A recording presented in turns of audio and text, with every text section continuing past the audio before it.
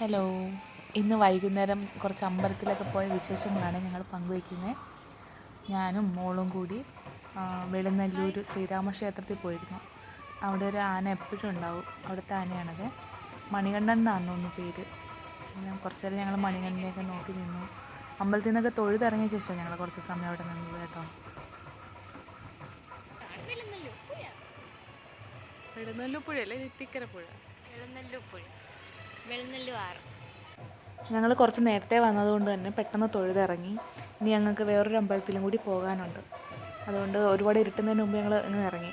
ഞങ്ങൾ ഇറങ്ങിയതിന് ശേഷമാണ് അവിടെ ദീപാരാധനയൊക്കെ തുടങ്ങാൻ പോകുന്നേ ഉള്ളൂ.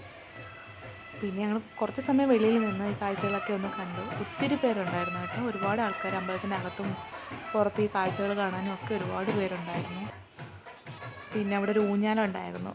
കുട്ടികളെയൊക്കെ ഇരുത്തി എല്ലാവരും ഫോട്ടോ എടുപ്പും ഊഞ്ഞാലാട്ടമൊക്കെ ആയിരുന്നു. ഞങ്ങളും കുറച്ച് സമയം അവിടെയൊക്കെ നിന്ന ശേഷം വീണ്ടും ഒന്നും കൂടി മണികണ്ഠനെ കണ്ട് കുറച്ച് നേരം നിന്നിട്ട് അവിടെ നിന്ന് ഇറങ്ങി.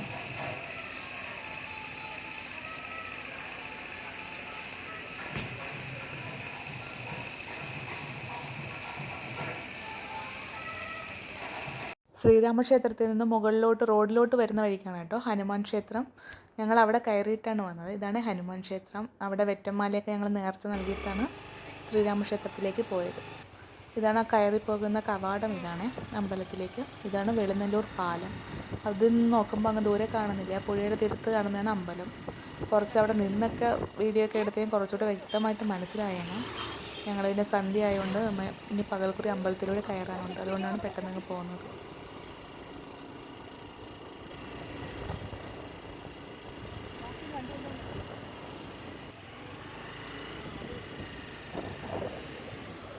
ഇത് പകൽക്കുറി അമ്പലത്തിൽ ഭയങ്കരമായിട്ടുള്ള തോരണങ്ങളും ലൈറ്റുകളും ഒക്കെ കണ്ടു. ഇനിയിപ്പം ചിങ്ങമാസത്തിൽ അഷ്ടമി രോഹിണി വരുമല്ലേ, അപ്പോൾ അതിന് വേണ്ടിയിട്ട് ഉള്ള ഒരുക്കങ്ങളാണ്. അതിന് മുന്നേ 10 ദിവസം ഇവിടെ ഭയങ്കര ചടങ്ങുകളും ദശാവതാര ചാർത്തുമൊക്കെ നടത്താറുണ്ട്.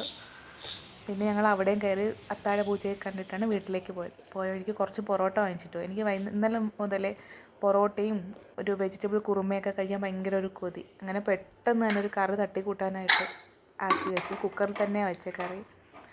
പെട്ടെന്നൊരു കറിയും തട്ടിക്കൂട്ടി.